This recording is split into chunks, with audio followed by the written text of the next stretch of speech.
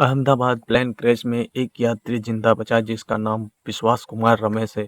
आप इसे एक प्रकार से ईश्वर का चमत्कार भी कह सकते हैं, भगवान अल्लाह का चमत्कार भी कह सकते हैं। वो मेरे नजरों के सब सामने हुआ था। मेरे खुद को भी बिलीव नहीं होता कि मैं कैसे उसमें से जिंदा बाहर निकला, क्योंकि थोड़ा टाइम के लिए तो मेरे को लगा था कि मैं भी मरने वाला हूँ। लेकिन जब मेरी आँख खुल के मैं देखा ना तो मुझे लगा मैं जिंदा हूँ। तो मैंने ट्राई किया, जब मेरी सीट से वो मेरी बेल्ट निकाला, मैंने वो ट्राई किया जहाँ से निकल सकते वहाँ से, तो मैं निकल गया वहाँ से।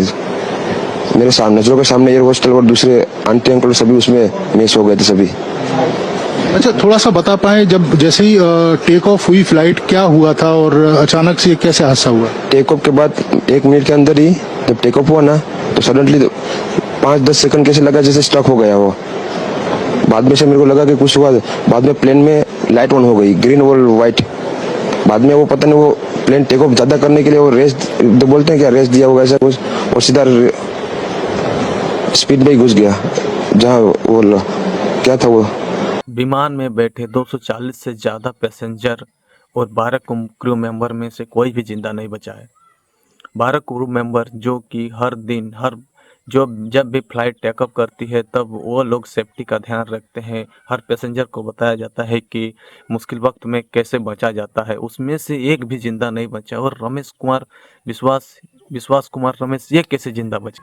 एक्सपर्ट का कहना है कि कुछ इंसान ऐसे होते हैं जो तुरंत एक्टिव मोड में आ जाते हैं और उनका फिजिक इतना सही होता है कि उसके मतलब सोचने की शक्ति तुरंत काम करती है और फिजिक्स सही होने की वजह से वो किसी भी मजबूत से मजबूत चीज़ को तोड़ के बाहर आ जाते हैं, क्योंकि उनकी इच्छा शक्ति जो होती है ना बहुत ही मजबूत होती है, जिसकी वजह से वो किसी भी चुनौती को पार कर लेते हैं।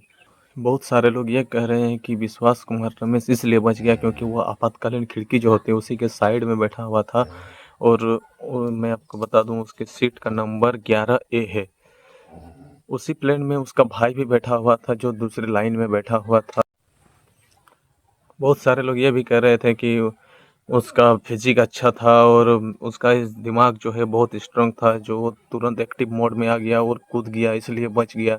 तो ये तो किसी को नहीं पता कि कैसे बच गया। और विश्वास कुमार रमेश से भी जब ये पूछा गया कि आप कैसे बच गए तो उसने भी कहा कि मुझे कुछ नहीं पता कि मैं कैसे उठ के बाहर आया, कैसे मैं हॉस्पिटल पहुंचा, कैसे मतलब क्या हुआ, सब कुछ इतना जल्दी हुआ कि मुझे कुछ समझ में ही नहीं आया कि सब कुछ इतना जल्दी कैसे हो गया। आग से झुलसते जब मैं बाहर आया तो सब तरफ देख रहा हूँ कि लाश ही लाश पड़ा हुआ है, तो मुझे कुछ समझ में नहीं आया। डॉक्टरों ने बताया कि अभी रमेश कुमार जो है अभी वो खतरे से खाली है। बाकी चोट तो है, थोड़ा बहुत आंखों के साइड में चोट है, पूरे शरीर में ही थोड़ा बहुत चोट है, लेकिन खतरे से बाहर है। तो मैं सिर्फ एक ही बात, थोड़ा सा चैनल को सपोर्ट कीजिए और वीडियो को शेयर कीजिए, लाइक कीजिए। Thank you.